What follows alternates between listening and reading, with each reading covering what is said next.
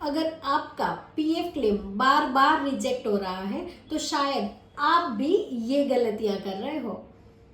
नमस्कार, मैं हूं legal adviser advocate Hetal Thakkar from JT consultancy. ये वीडियो एंड तक देखना वरना फिर से क्लेम रिजेक्ट हो जाएगा। Mistake number 1, Aadhaar not link with your UAN. जी हाँ, ईपीएफओ में आधार को यूएएन से लिंक नहीं होता है तो वेरिफिकेशन फेल हो जाता है, इसलिए कोई भी आपका क्लेम अप्रूवल नहीं होगा। Mistake number 2, name mismatch. PF versus Aadhaar. जी हाँ, अगर आपका पीएफ में नाम चेंज है और आधार कार्ड में नाम चेंज है तो भी आपका क्लेम रिजेक्ट हो सकता है। Mistake number 3, bank not verified. जी हाँ, यदि आपका पीएफ में नाम एक है और आधार में नाम दूसरा है, यानी कि बैंक अकाउंट में जो नाम है वो सेम नाम यदि आपका आधार कार्ड से मैच नहीं हो रहा है तो भी आपका बैंक वेरिफिकेशन फेल हो जाएगा, जिसके कारण भी आपका पीएफ रिजेक्ट हो सकता है।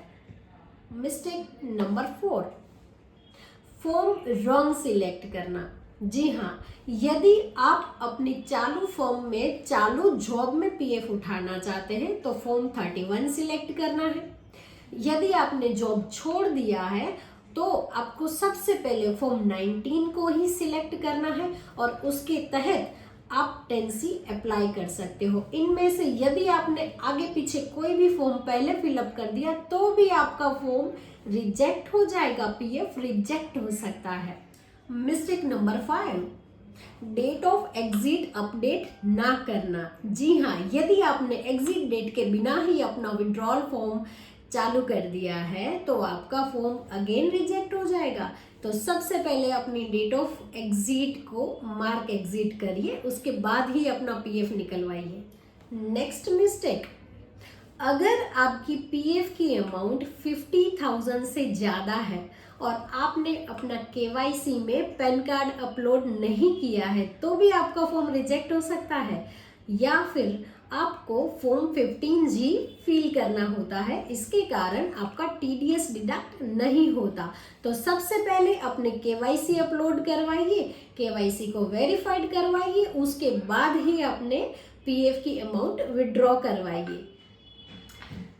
Mistake number 7, multiple job change करने की वजह से एक ही यूएन होता है, लेकिन अगर आपने ट्रांसफर क्लेम प्रॉपर समय सर नहीं किया या एक कंपनी से दूसरी कंपनी में प्रॉपर ट्रांसफर रिक्वेस्ट नहीं पुटअप की है और अगर पुटअप कर दी है और आपके एम्प्लॉयर ने माने कि मालिक ने अगर अभी तक उसको अप्रूवल नहीं दिया है और आप डायरेक्ट अपना क्लेम उठाने के लिए प्रोसेस कर देते हैं तो भी आपका क्लेम रिजेक्ट हो सकता है।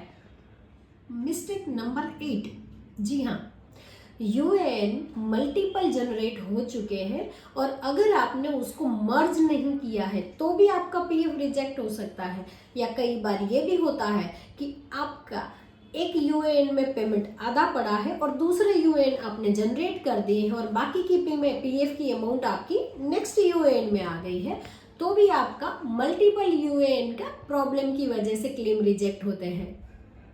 मिस्टेक नंबर 9, अगर आपका यूएएन नंबर एक ही है, सिंगल है, लेकिन आपने बार बार जॉब चेंज कर दी है तो मल्टीपल एम्प्लॉयर चेंज होने के बाद आपने अगर वो पुराना पीएफ न्यू कंपनी में ट्रांसफ़र नहीं किया है और अगर आपने ट्रांसफ़र रिक्वेस्ट तो पुटअप कर दी लेकिन आपके एम्प्लॉयर ने उसे अभी तक अप्रूव नहीं किया है और आपने पीएफ विड्रॉल की प्रोसेस स्टार्ट कर दी तो भी आपका पीएफ क्लेम रिजेक्ट हो सकता है।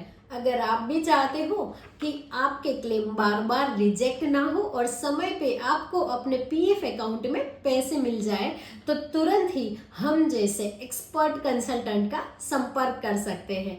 हमारा ऑफिस का नाम है jetty consultancy, advocate Hetal Thakkar, Gandhidham Kutch office है हमारी गांधीधाम में। कॉन्टैक्ट नंबर यहाँ मैंने फ्लैश कर दिए हैं, तो आप हमारी टीम मेंबर का संपर्क कर सकते हैं। और ऐसे ही लीगल एडवाइस लेने के लिए या लीगल अपडेट देखने के लिए हमारी यूट्यूब चैनल, हमारी फेसबुक चैनल और हमारे इंस्टाग्राम पेज को लाइक, शेयर और कमेंट करिए। और ज़्यादा आप नेक्स्ट वीडियो कौन से टॉपिक पे देखना चाहते हो वो भी आप हमें कमेंट कर सकते हो।